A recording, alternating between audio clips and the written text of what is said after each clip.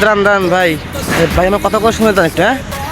যারা ভারতের দালালি করেন তারা একটু ভাই কথাগুলো শুনে যাবেন, ভালো লাগবে, শুনে যান। আসসালামু আলাইকুম রহমতুল্লাহি ওয়া বারাকাতুহু।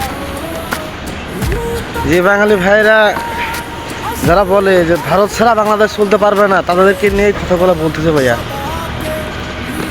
আপনারা জানেন কিনা জানি না, আমাদের নবী হযরত মুহাম্মদ সাল্লাল্লাহু আলাইহি সাল্লাম তিনি ভবিষ্যৎবাণী করে গিয়েছিলেন, ভারতের সঙ্গে একটা যুদ্ধ হবে। রাসূল বলেছেন হিন্দুস্তানের সঙ্গে একটা লড়াই হবে।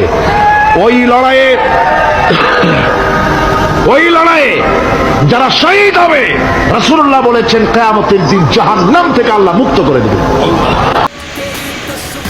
তিনি কিছু ভবিষ্যৎবাণী করে গিয়েছিলেন যে মুশরিকদের সাথে অর্থাৎ ভারতের সাথে আমাদের মুসলমানরা যারা যারা আছে তাদের সাথে একটা বড় একটা মহাযুদ্ধ হবে, গাদাতুল হিন্দ। ভারতের সঙ্গে একটা যুদ্ধ হবে। রাসূল বলেছেন হিন্দুস্তানের সঙ্গে একটা লড়াই হবে। ওই লড়াইয়ে আবার অনেকে বলে কি যে ভারতের পেঁয়াজ, চাউল, বিদ্যুৎ তারা ছাড়া কি আমরা কি বাঁচতে পারবো না? বাংলাদেশের জনগণও চলতে পারবে ভারত ছাড়া, বুঝছেন? এখানে যাদের ইমানি শক্তি আছে তারা, আপনারা ভাই কিভাবে এই কথাগুলো বলেন আমি তো মাথায় আসে না। আপনার ভাসিনী কারখানা বলেন, পাট ফ্যাক্টরি বলেন, মানে এগুলো অনেক ফ্যাক্টরিগুলো ধরেন ভারত বন্ধ করে দিয়েছিল।